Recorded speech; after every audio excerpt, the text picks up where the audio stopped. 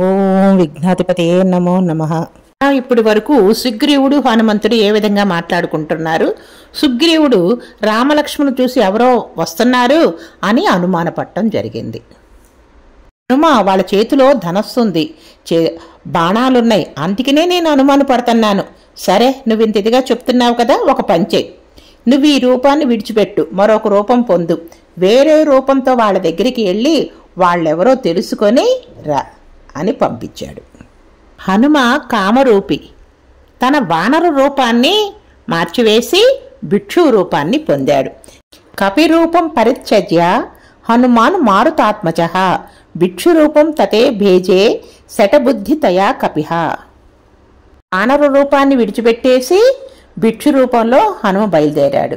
భిక్షువు అంటే బ్రహ్మచారి భిక్షువుగా ఉంటాడు, సన్యాసిని కూడా భిక్షువు అంటాడు. ఇక్కడ హనుమ సన్యాస రూపం పొంది శ్రీరామచంద్రమూర్తి దగ్గరికి వెళ్ళాడు.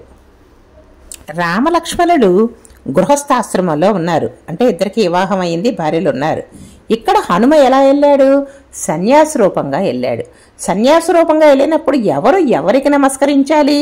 మనకు ఎవరన్నా సన్యాసులు కానీ ఎవరన్నా పెద్దవాళ్ళు కనిపిస్తే మనమేం చేస్తాము? మనమే ముందు నమస్కరిస్తాము. కానీ ఇక్కడ గృహస్థే సన్యాసికి నమస్కరించాలి, అది ధర్మం. కానీ ఇక్కడేం జరిగిందో చూడండి. హనుమ రావడంతో శ్రీరామచంద్రమూర్తికి నమస్కరించారు. శ్రీరామచంద్రమూర్తిని మనకి కనిపెట్టలేకుండా ఉంటారా? ఆ మహావిష్ణువుని కనిపెట్టగలగడా? మామూలుగా గృహస్థైతే ఏం చెయ్యాలి? అయ్యా, నువ్వు సన్యాసివి, నువ్వు మాకు నమస్కరించడం ఏంటి? తప్పు అని వాళ్లే నమస్కరించాలి. మరి ఇక్కడ జరుగుతున్నది చూస్తుంటే మనకి చాలా ఆశ్చర్యంగా ఉంటుంది. ఆ భిక్షువు రాముల వారితో అంటున్నాడు, మహానుభావ, మిమ్మల్ని చూస్తుంటే చాలా ఆశ్చర్యంగా ఉంది. మీరు రాజర్షుల్లాగా ఉన్నారు, తాపసుల్లాగా ఉన్నారు, విశేషమైన కాంతితో ఉన్నారు. మీరు నడిచి వస్తుంటే మృగాలు కూడా పారిపోతున్నాయి, సర్వభూతాలు భయపడుతున్నాయి, నదులు జలాలన్నీ కూడా మీ కాంతి చేత శోభిల్లుతున్నాయి. మీరు నడుస్తుంటే సింహాలు నడుస్తున్నాయ్యా అన్నట్లుగా ఉంది. మీ చేతులలో కోదండాలు బాణాలు ఉన్నాయి. మిమ్మల్ని చూస్తుంటే ఎటువంటి శత్రువునైనా సరే మీరు సంహరించగల పరాక్రమవంతుల్లా కనిపిస్తున్నారు. మీ రూపం చూస్తే శ్రీమంతుల్లాగా ఉన్నారు. మిమ్మల్ని చూస్తుంటేనే అర్థమవుతుంది మీరు రాజాదిరాజులై ఉండాలి. మరి మీరేమీ ఆభరణాలేమీ ధరించలేదు, ఎందుకు ఇలా అడవిలో నడుచు వస్తున్నారు? నాకేమీ అర్థం కావటం లేదు. మీరు రాజులైతేనే మీ దగ్గర కత్తులై ఉన్నాయి, ఆ కత్తులు చూస్తేనే అందరికీ భయం వేస్తుంది. ఏమిటి, నేను అడిగిన వాటికి మీరేమీ సమాధానం చెప్పటం లేదు, మీరిద్దరూ మాట్లాడతల్లా. నేను సుగ్రీవుడి యొక్క మంత్రిని, వాళ్ళ చేత తరమబడిన మా రాజైన సుగ్రీవుడు ఋషిముఖ పర్వతం మీద ఉన్నాడు, 4 మంత్రులతో కలిసి నివాసం చేస్తున్నాడు. ఆయన చాలా మంచివాడు, ధర్మాత్ముడు, రాజనీతిజ్ఞుడు. అటువంటి వాడు మీతో స్నేహం చెయ్యాలని కోరుకుంటున్నాడు. మీరు మా ప్రభుతో స్నేహం చెయ్యాలని నేను కూడా కోరుకుంటున్నాను. నాకు మీ మాటలు వినాలని ఉంది, దయచేసి మాట్లాడండి అని ఇక మాట్లాడడం ఆపేసి హనుమ నిలుచున్నాడు. హనుమ ఎప్పుడైతే రాముణ్ణి చూసి మాట్లాడడం మొదలుపెట్టాడో ఆ సన్యాసి రూపం పోయి నిజ రూపానికి వచ్చేశాడు. శ్రీరాముడు హనుమతో కాకుండా పక్కనున్న లక్ష్మణుడితో మాట్లాడుతున్నాడు. లక్ష్మణ, విన్నావా ఎలా మాట్లాడాడో హనుమ? ఇలా మాట్లాడగలిగిన వ్యక్తి మంత్రిగా దొరికిన వాడికి కార్యాలు ఎందుకు నెరవేరవు? చాలా బాగా మాట్లాడుతున్నాడు. ఎదుటి వ్యక్తి కత్తి పెట్టి ప్రాణం తీద్దామన్నా కూడాను ఇతని మాటలు విని కత్తి లోపల పెట్టేస్తాడు వరలో, అంత బాగా మాట్లాడుతున్నాడు. ఇటువంటి మంత్రి దొరికిన రాజు ఎంతో అదృష్టవంతుడు. ఈయన మాట్లాడిన స్థితిని పరిశీలించావా? వేదాలు చదువుకున్నాడు కాకపోతే ఈ విధంగా మాట్లాడు, ఋగ్వేదం యజుర్వేదం సామవేదం తెలియకపోతే ఇలా మాట్లాడి ఈ వేదాలన్నీ వ్యాకరణాలన్నీ తెలుసుకున్నవాడే ఈ హనుమ అని అన్నాడు. ఈ హనుమ లాంటి మంత్రి ఉన్న రాజు ఎప్పుడూ కూడాను పరాజయం అనేది పొందడు.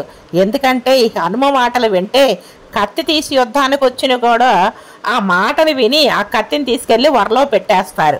అంత చక్కగా మాట్లాడుతున్నాడు హనుమ అని అన్నాడు. ఇక్కడ హనుమకి రాముణ్ణి చూడగానే అక్కడ మానవ రూపంలో ఉన్న శ్రీరాముడు కనిపించలేదు, మహావిష్ణువే కనిపించాడు. అందుకనే తన సన్యాస రూపం విడిచిపెట్టేసి నిజ రూపంలోకి వచ్చేశాడు. ఇతను మామూలు మనిషి కాదు, మహావిష్ణువే ఈ రూపంలో వచ్చాడని చెప్పి నమస్కారం చేశాడు. తను సన్యాసిగా వచ్చినప్పుడు తను నమస్కారం చేయకూడదు. ఇక్కడ ఏంటంటే అక్కడ ఆయనకి దర్శనం అయిపోయింది. రాముల వారిని చూడంగానే మహావిష్ణు దర్శనం అనేది జరిగిపోయింది. ఎంత అదృష్టవంతుడు హనుమ. రాముల వారు ఇక్కడ హనుమంతుడిని చూడంగానే ఈయనకి ఋగ్వేదము, యజుర్వేదము, సామవేదము తెలిసినవాడు, అందుకనే ఈ విధంగా మాట్లాడాడు అన్నారు. అంటే ఋగ్వేదం అంటే ఏంటి? దేవతలకు సంబంధించిన సూతి వ్యక్తాలన్నీ కూడా ఉంటాయి. దేవతల్ని, భగవంతుని స్తోత్రం ఏ విధంగా చెయ్యాలి అనేది ఋగ్వేదంలో ఉంటుంది.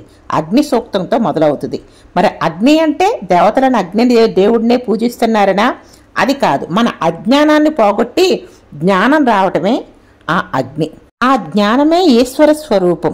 ఏకమేవ అద్వితీయం బ్రహ్మ అన్నది ఒకటే పదార్థం. ఆ ఒక్క పదార్థమే రక్షణ చేస్తుంది ఎక్కడనే లోకాన్నంతా కూడా.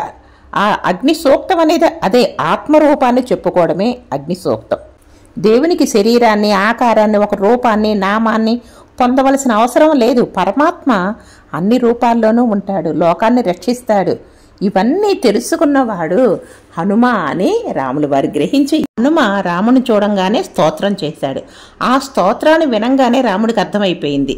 యజుర్వేదం, ఋగ్వేదం అన్నీ కూడా హనుమంతుడికి తెలుసు అని చెప్పి అనుకున్నాడు. అవి తెలియకపోతే ఈ విధంగా స్తోత్రం చేయలేడు.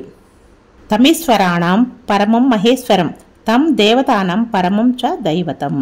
దేవతలకు పరముడైన, దేవతా స్వరూపుడైన, సమస్త జగత్తును శాసించగలవాడైన ఈశ్వరుడెవరో అతనే మహేశ్వరుడు. శివుడికి కేశవుడికి అభేదము. వాళ్ళిద్దరికీ కూడా తేడా లేదు. ఇద్దరు ఒకటే ఏకస్వరూపంగా కిష్కింధకాండలో వచ్చేటప్పటికల్లా ఒక రూపంగానే కనిపిస్తున్నారు. పరమశివుడిగా శ్రీరామచంద్రమూర్తిని దర్శనం చేసుకొని నమస్కరించాడు. ఇక్కడ అసలు కిష్కింధకాండ ప్రారంభమే అమృతపు జల్లు. మనకు కావాల్సిన కోరికలు నెరవేరాలంటే ఏం చేస్తాము? వర్షాలు పడాలి. వర్షాలు పడితేనే పంటలు పండుతాయి. కాబట్టి మనందరూ కూడాను వాళ్ళు ఏం చేస్తున్నారు? యజ్ఞయాగాదులు చేసి హవిస్సులని దేవతలకు సమర్పిస్తారు. ఆ దేవతలు ప్రీతి చెంది వర్షాలు పడేటట్టుగా చేస్తారు. ఇంకేదైనా కోరికలు ఉంటాయి, ఆ కోరికలు నెరవేరేట్టుగా చేస్తారు. ఇదంతా కూడాను మనకి అర్థం అవ్వాలి. ఇక్కడ హనుమ శ్రీరాముని స్తోత్రం చేసినప్పుడు ఋగ్వేదము, యజుర్వేదంతో స్తోత్రం చేశాడు. మరి సామవేదం ఏంటి? మరి సామవేదం కూడా తెలుసు. 3 వేదాలు తెలిసిన వాడు హనుమ అన్నాడు. మనకు 4 వేదాలు ఉంటాయి. 3 వేదాలు తెలిసిన వాడు హనుమ అని రాములు వారు లక్ష్మణుడితో అన్నాడు. మరి సామవేదం ఎలా ఉంటుందంటే ఎట్లా మాట్లాడాలి, ఏ విధంగా పలకాలి, సంగీతం ఉంటాయి, సరిగమలు ఎలా పలుకుతాము, అదేవిధంగా నాభిలోంచి మనకి మాటలు రావాలి. వ్యాకరణం కరెక్ట్గా మాట్లాడాలి. వ్యాకరణము సరిగ్గా మాట్లాడాలి.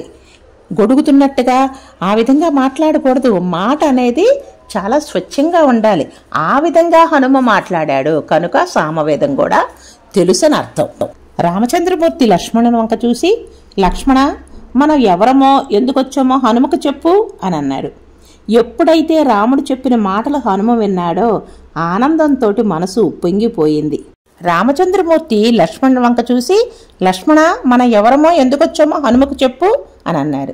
లక్ష్మణుడు వాళ్ళ దశరథ మహారాజు కుమారులు అని, వాళ్ళు అడవికి ఎందుకు వచ్చారో ఇవన్నీ కూడా చెప్పాడు. సీతమ్మ రాముని భార్య, మహాపతివ్రత, మహాధర్మాత్రురాలు. అటువంటి ఆవిడ్ని ఎవరో రాక్షసుడు అపహరించాడు. ఆ రాక్షసుడు ఎవరో మాకు తెలీదు. మేము వస్తూ ఉండగా కబంధుడు కనబడ్డాడు.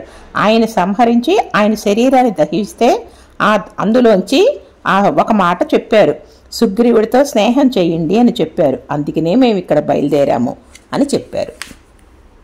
నేను లక్ష్మణుణ్ణి, శ్రీరాముని తమ్ముణ్ణి, దశరథ మహారాజు గారి కుమారుణ్ణి నేను కూడాను. మేము సుగ్రీవుడి దగ్గరికనే బయలుదేరాము అని చెప్పారు. ధర్మాత్ములైన రామలక్ష్మణుని చూడడం మా సుగ్రీవునికి కూడా చాలా సంతోషంగా ఉంటుంది. రెండయ్య, మిమ్మల్ని తీసుకుని వెళ్తాను అని అన్నాడు. రామలక్ష్మణులిద్దరినీ కూడా తన వీపు మీద కూర్చొని పెట్టుకొని పరమానందంగా హనుమ పొంగిపోతూ వారిని ఋషిముఖ పర్వత శిఖరాలను దాటి మలయ పర్వత శిఖరం మీదకి తీసుకుని వెళ్ళాడు. జై శ్రీ